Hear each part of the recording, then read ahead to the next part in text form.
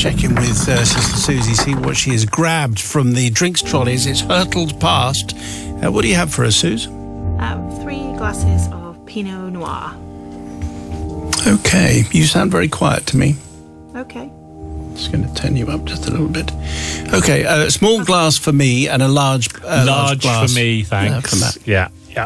Okay, Pinot Noir, thank you very much. So that is going to be our accompaniment for today's confession. Don't forget the brand new podcast landed on Friday.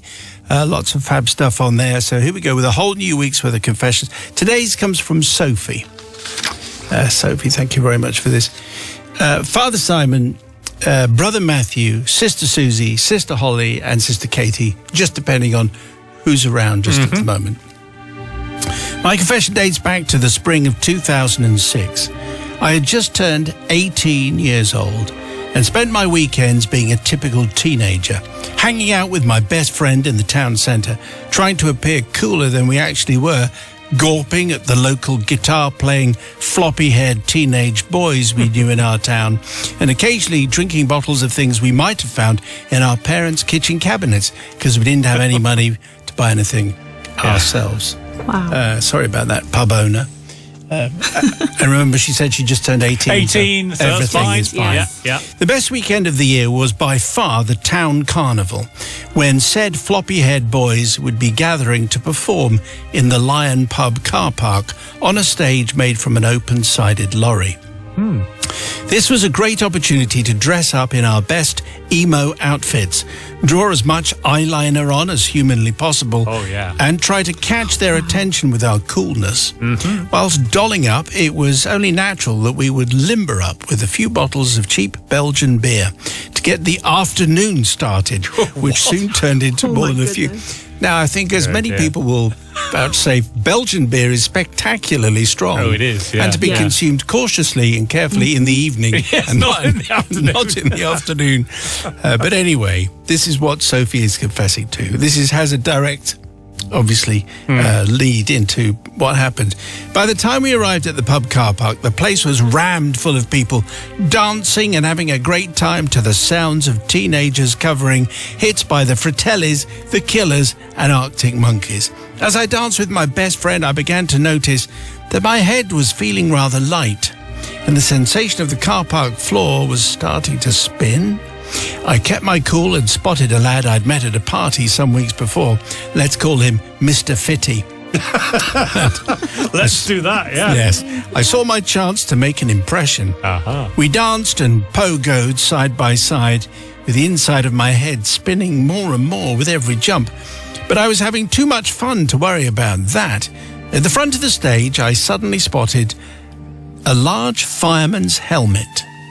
Thinking it would be a laugh and a way to get Mr. Fitty to notice me, I grabbed the helmet and plonked it onto my head, ready to pose and giggle in a cute and cheeky manner. Yeah. In what felt like a split second, something very odd was happening all around my head. What felt like a torrent of cold water was falling all around me. In my fuzzy-headed confusion, I dropped the helmet, stumbled off and tried to work out what on earth had just happened. Father Simon, the shame and embarrassment I felt in the moment that happened next is something which haunts me to this very day. As the fog cleared and my brain started to sober up, I realized what I had just done. All over the car park, the floppy-haired boys I was trying to impress were scrambling around on the floor, desperately trying to gather up hundreds upon hundreds of pound coins, which the carnival volunteers had been collecting all day long for the local children's hospital charity, and placed in the helmet, which I had just put on my head. Wow. So the cold water falling around me was actually not, it was pound coins, and horror swept through my body and my blood ran cold. I sobered up very quickly indeed, and this is the most shameful part. I simply ran away out of the carnival, out of sheer embarrassment, leaving Mr. Fitty and the floppy-haired boys to right my wrong. I avoided any event where I might be seen anywhere near them again for the next few years before I left for university, and still feel awful for this very silly drunken mistake. So, Father Simon, I seek forgiveness from the floppy-haired boys who cleared up the mess, my best friend's parents, whose beer always seemed to run out abnormally quickly, and the local children's hospital who may have missed out on a few few quid if it fell down the pub car park drain. Yours faithfully, love the podcast. That's Sophie. Well, I think that little thing at the end there is a desperate stab in the general direction of trying to get some forgiveness. I suspect Susie's going to be a lost cause because pounds were thrown away. Sister Susie. Pounds were thrown away, and also you just need to be very careful with the beer that you're drinking and respect it. You know, if you go to a Belgian beer, you're talking like 8.5% for a Delirium Red. That is strong. You should enjoy it and sip it and not drink a couple of them in the afternoon. Make it last, yes. Make it last, yeah. I just don't think that, you know, as an 18-year-old, you deserve to have such nice beer. And, you know, it must have hurt as well, the pound coins. And I just feel like, I know. You should have gone into the pub and bought a pint of cider. I don't forgive you.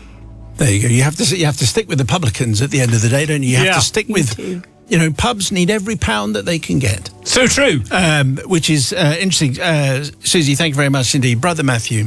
I'm going to forgive. Who leaves the collection box just, you know, hanging around willy-nilly for people to grab? Should have had it under control, shouldn't they? Should have had the pub should have taken control of the collection box, and they didn't, and therefore someone threw it over their own head. So nothing to forgive there. Nothing to forgive for the floppy-haired boys, because I'm sure they're fine. That kind always are. So I'm going to forgive. For that reason.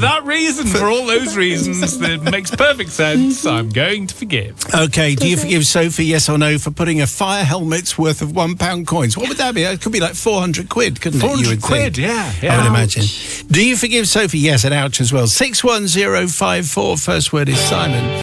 Before the news, Monday's confession was a tale from Sophie, which starred emo fashion, floppy-haired teenagers, Mr. Fitty, Belgian beer, a fireman's helmet, full of hundreds of pound coins, which, because of all the previous stars of this particular podcast, ended up all over a car park floor. The people's verdict, here it is. Ricky says, I absolutely forgive her for this. So easily done. Who collects money in a fireman's helmet? Surely the fireman might need the helmet.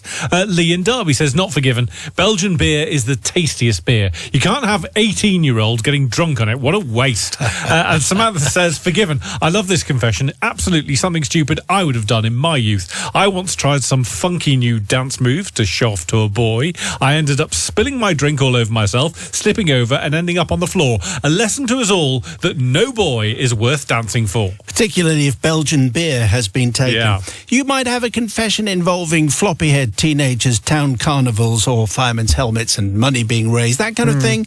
If you have, you send it to confessions@greatesthitsradio.co.uk. If we use it, you're on the podcast and you get a smart speaker. Don't forget there was a brand new podcast which landed on Friday. Check in. There comes the trolley. Look. What have we grabbed from the trolley today, Sister Susie? What do we have? I've grabbed a bottle of Grüne Veltliner from Austria. So very delicious. And I quite like the name of the company. They're called Pfaffel. Well, what was it called again? Grüne Veltliner. What is that? It's a white wine. It's very fruity, and it's kind of like a Riesling type wine, but very delicious. Just a small glass, please, to get me through to 7 o'clock. As we enjoy today's confession, which comes from Bex. Thanks, Bex. As in B-E-X. Bex, yeah. Thanks to this confession, you get the smart speaker. Simon and the Gathered Collective. This confession has a few misdeeds, all centred around the year 1994. In this year, I was expecting twins, due mid-June, but they arrived 10 weeks prematurely in April. As you can imagine, there's a lot of stress, a lot of turmoil, and also a lot of planning needed. But I was going to be okay. 2 of everything ordered, double portions on the way. Yes. Okay. Now, the first part of this confession centres on the day of their birth. It's a little bit sensitive. There was a bit of panic as no one knew how much care each baby and I would need, so the maternity unit cast the net wider and wider to find somewhere that would be able to take all 3 of us. Now, here's the confession. As they cast that net, a student midwife said they were going to be asking a hospital in Cardiff to take us. And at this point, and please remember, I am not myself, and under considerable medication, I remarked that I could not possibly have the twins in Wales. Now, I'm just saying, I blame the drugs, and I apologise to Wales and all Welsh people. I have to tell you, What? one of the twins now lives in Wales. My Right. parents live in Wales, Okay. and I am learning Welsh. Ah, right, I support right. Wales in Yeah. all sport and am following Cardiff City's less than stellar start to the season. Yeah. Where are they? Bottom of the championship. With? 1 point Okay. at the moment. Yeah. But as I said, this was a drug-induced misdemeanor, so I'm hoping they don't count. I know there's no legal basis for that opinion. I'm sorry, Your Honour. I was under the influence. Okay, I'm still guilty. Okay. The second mini confession takes place a few months later. As any parents of twins will attest, there are a few things that irk. 1. Oh, you have twins. Wow, my children were born 18 months apart. They're just like twins. Ha. Well, No, they're not. guess what? No, they're not. If they didn't appear at the same time, they're not twins. Were your offspring produced by the same pregnancy? No. Well, they're not twins. Twins are twins. One evening of leisure, 2 children, twins. Clear? Second thing that irks. Are they boys or girls? Well, I have a boy and a girl. One's dressed in a pink sleepsuit, the other's dressed in a blue sleepsuit. Do you really need to ask? And the third thing that irks, are they identical? No, a boy and a girl. Just think about it. A boy and a girl, they're not going to be identical, are you? What are you, some kind of village idiot? Right. Wowza. Okay. It's a thing that irks. It's a stressful time. Don't ask stupid questions. No, quite right. Here's the final part of the confession. As they were so small, they would both fit side by side in a big old-fashioned pram. It was a daily thing. Someone would ask to have a look at baby and then recall in terror saying, oh, there's 2.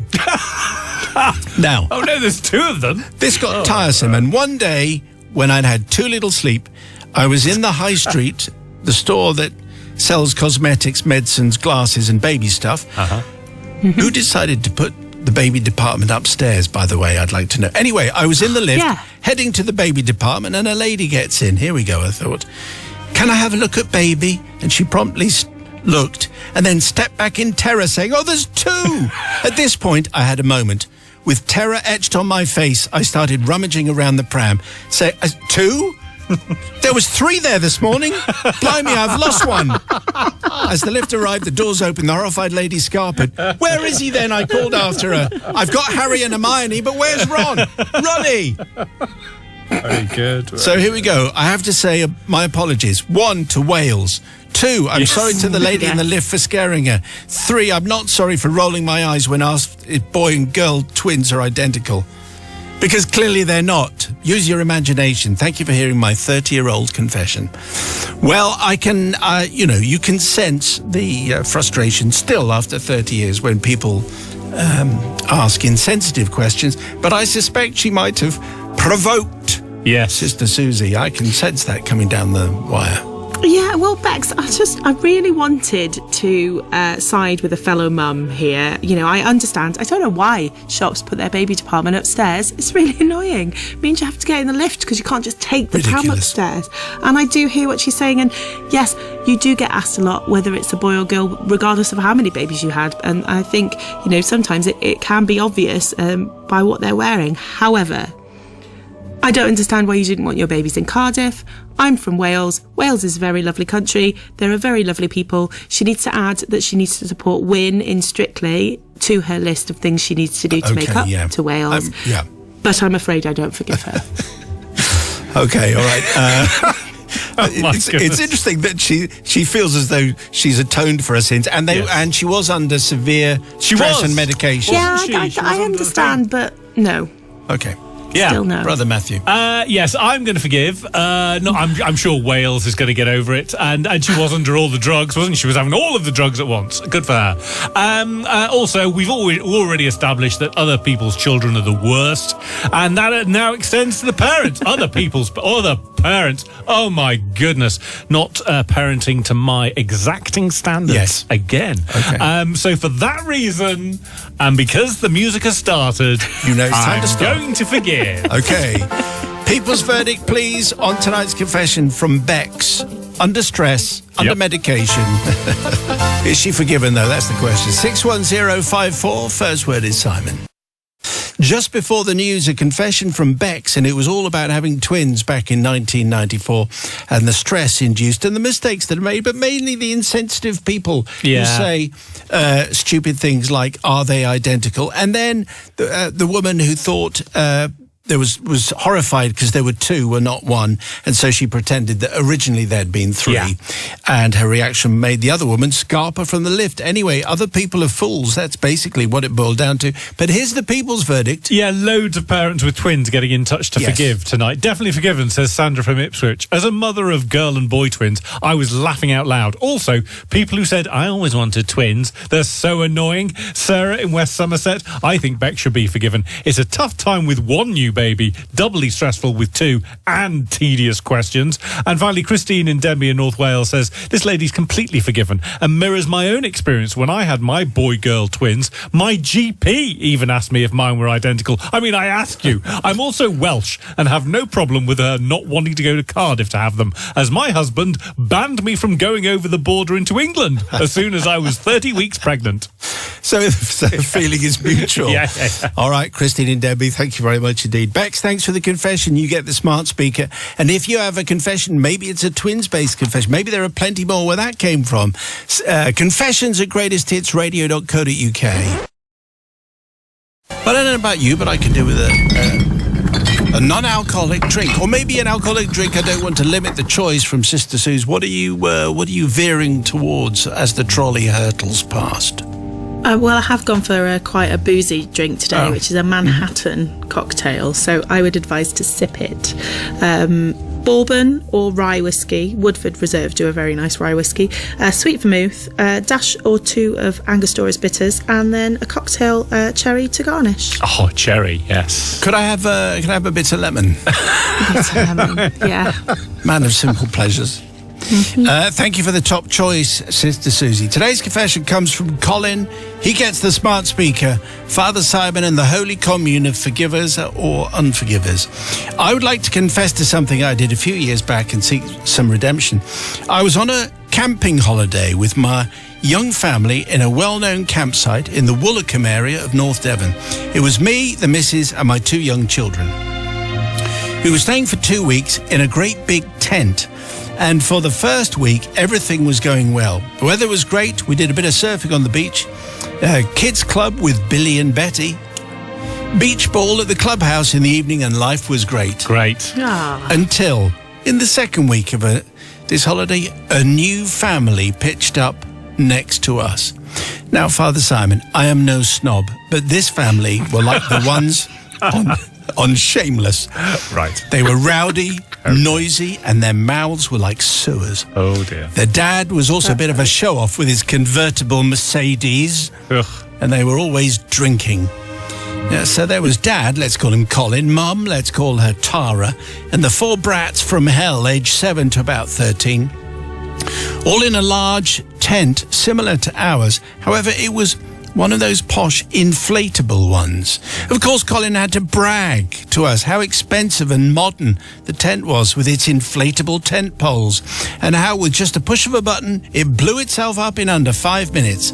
I took an instant dislike to him, and most fair-minded people would agree with me. It sounds like the kind of thing that you'd come out with. Yes, yeah, I think so. This certainly wasn't the kind of campsite for such rowdies, and they all drove us pretty potty. There were rules, Father Simon, strict rules. You had to be quiet after 10:30 so that decent folk with young kids could get a good night's sleep.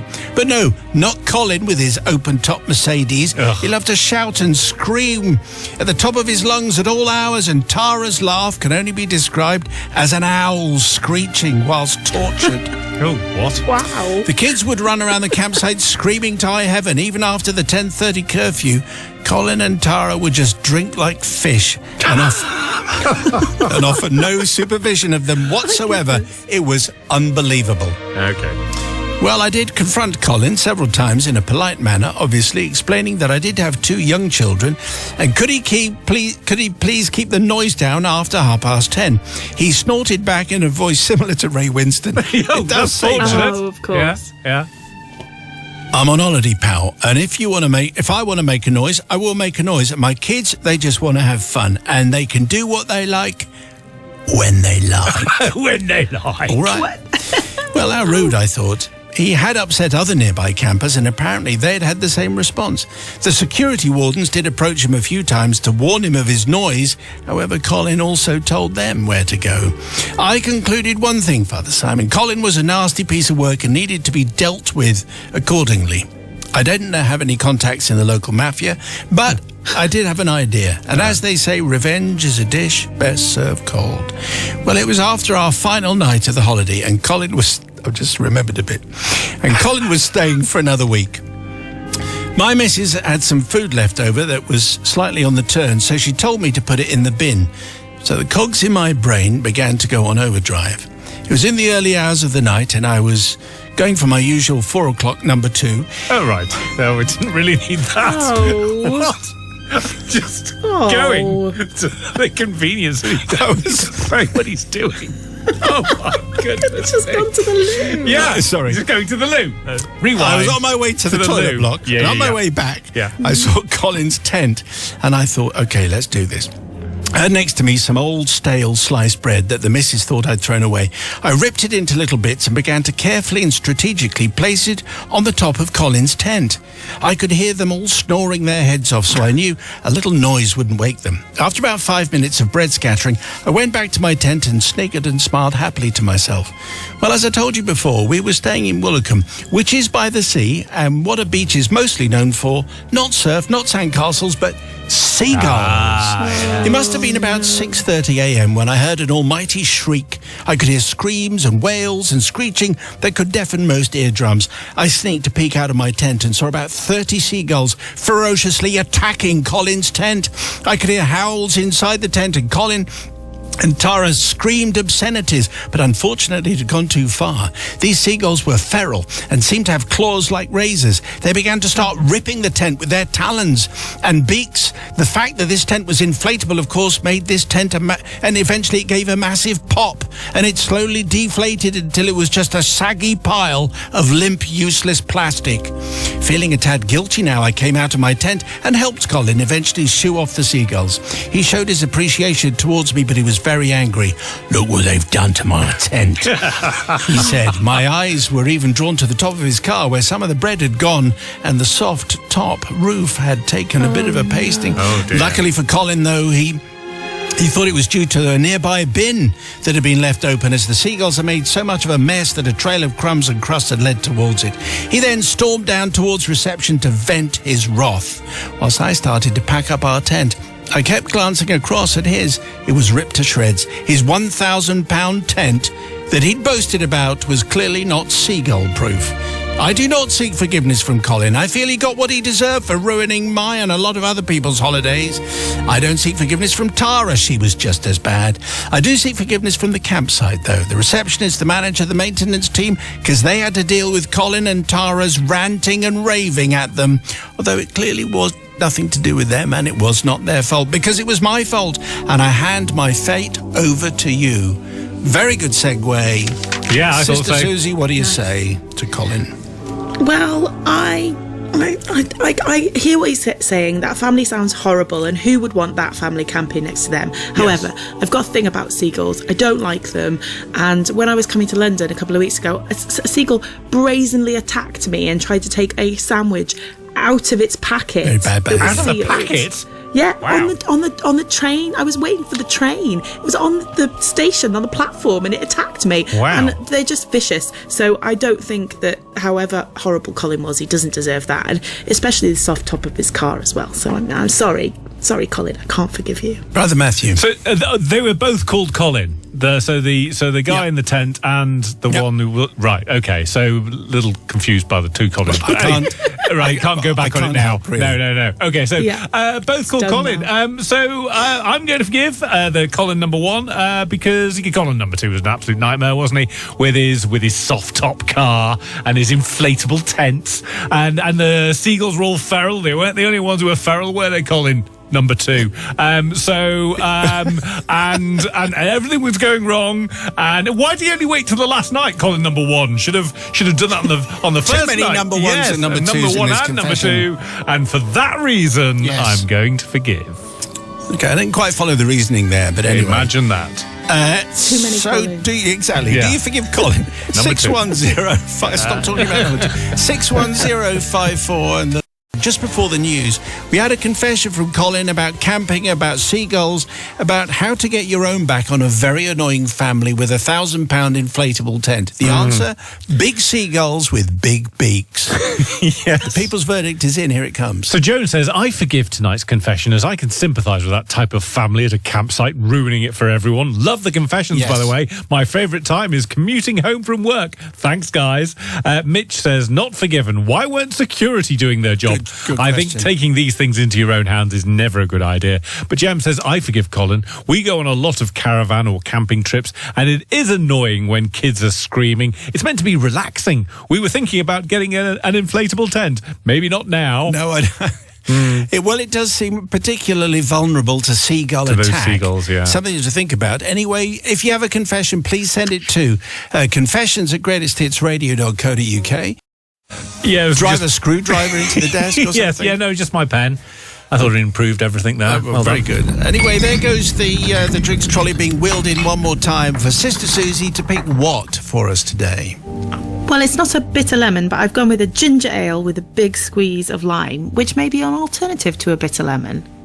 Yeah, well, what's wrong with a bit? Well, Because it's a different kind, that's why. But I it's want- well, I think. You want a Fine. bitter lemon. Yeah. With some gin. maybe one day. Yeah. Today's confession comes from Gemma and Dean, and it kind of is in keeping with the theme of the week. It does it, if you're eating, there might be a few off-colour moments. Oh, okay.